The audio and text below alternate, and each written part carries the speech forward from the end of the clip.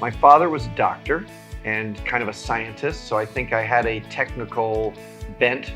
I went to college and studied computer science, but more important than that, I had jobs in college. I worked on a NASA facility at Arizona State where we studied planetary geology, and I got access to the best computer on the whole campus. It was essentially my personal computer.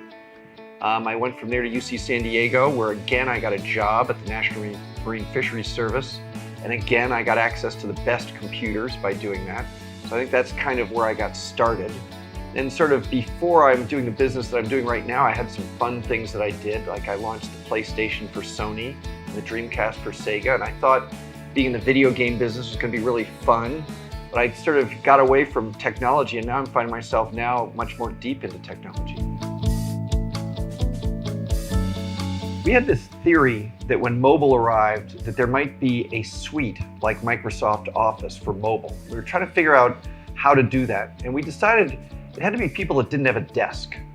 And so we got involved with the multi-level marketing business where every person is a salesperson, but they don't have an office. So we thought these would be perfect people to require a suite. And we literally built a suite. It's not a Microsoft Office suite, it's messaging, media, events, and prospecting.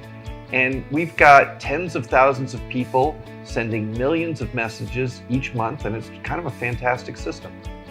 Another project is we had this theory about people wanting to build membership organizations. And we were fortunate enough to find a nice sponsor. And we're now taking magazines and trying to re-envision them as membership organizations by building mobile apps around them.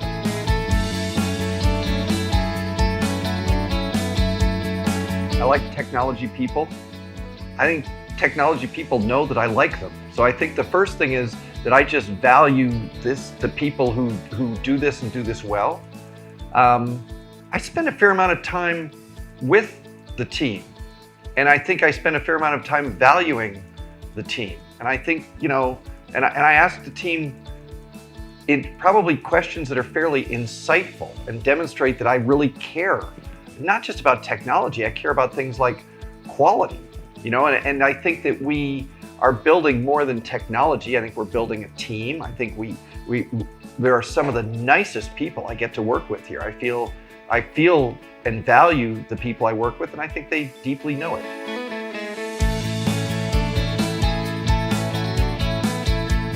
Mobile has been an amazing ride. So there were no smartphones about 12 years ago, and now every one of you has a smartphone and cannot live without it. You guys each look at your smartphones, 160 times a day on average. I happen to know this.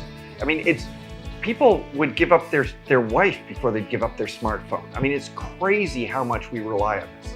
So that's looking backwards. And by the way, my journey is that with Confiz, we decided to do mobile products, and we really rode an amazing wave of technology that came through. So what are the next ones? So as we look at this, I think augmented reality is something that we ought to pay a lot of attention to, and we ought to jump in with both feet. Actually, voice is something that we're starting today. So our work with Confiz today is about putting voice interfaces on things that don't have voice interfaces today. Machine learning, boy, do you have to be on top of this. A couple of years ago, there was no machine learning, and all of a sudden today, anybody can pretty much do it, and it changes the kind of products you can build. But overall, what I would say is pay attention to Moore's Law. About 10 years from now, we will have computers that are about the same capability as the human brain. 20 years from now, we will have computers that are about 1,000 times the capability of the human brain. There are incredible opportunities that are in front of us right now.